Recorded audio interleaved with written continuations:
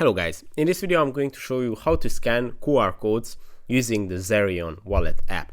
But first of all, I just want to mention, please don't forget to subscribe to my channel, because at 10,000 subscribers I'm going to show you my whole YouTube revenue statistics and my growth strategy, how to make money online. So let's jump into it. First, open the Zerion app, then go to the top left corner of the screen to the Connect Wallet section.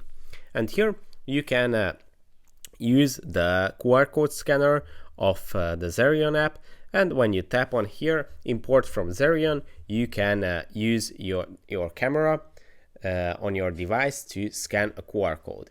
This scanner is for other Zerion wallets, but you can scan any other wallets by tapping on Track Any Wallet, and again it's going to open up the QR code scanner, and you can use that to scan any QR code. And when you have scanned your QR code, you can access your wallet informations right here from the Zerion app. So that's pretty much it for this video. I hope it was helpful for you. If it was, please consider subscribing, and see you in the next one. Bye bye.